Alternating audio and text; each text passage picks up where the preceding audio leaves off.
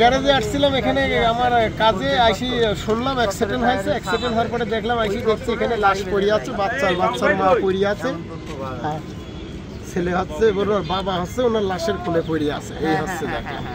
আমি তো 9:40 খবর পেয়েছি যে এখানে আপনার এটা হলো কুষ্টিয়া ভেড়ামারা বাইপাস মোড়, এখানে অ্যাক্সিডেন্ট হয়েছে, অ্যাক্সিডেন্টে মারা গেছে 3 জন। এই সংবাদ পেয়ে আমরা আসছি, সেটা জানতে পারছি, দেখছি যে এখানে একজন ব্যক্তি, তার নাম আবু বকর সিদ্দিক, বাড়ি কুষ্টিয়া গোশালা রোডে।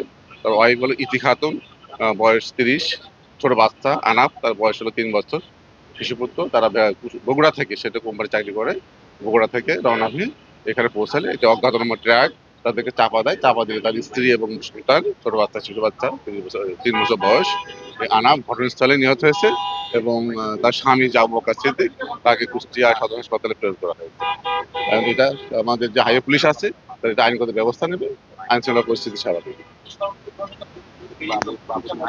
তবে আমরা এখন এটা বিষয়ে আমরা বিভিন্ন প্রকার উদ্যোগ নিয়েছি, আমাদের কর্তৃপক্ষ আমাদের সাথে বিভিন্ন উদ্যোগ নিয়েছে এবং আমরা বলবো এই কথাই, ঈদের সময় রোডঘাটে প্রচুর গাড়ি ঘোড়ার চাপ, কেউ মোটরসাইকেলে স্ত্রী সন্তানে নিজ বাড়িতে ফেরার চিন্তা ভাবনা না করি এবং সবাই সাবধানে চলাচল করি।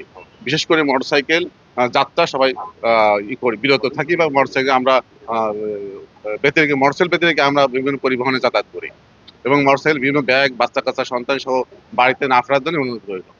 উৎসবের খুশি হবে নগদে বেশি, কারণ ঘন্টায় ঘন্টায় আছে গিফট জেতার সুযোগ।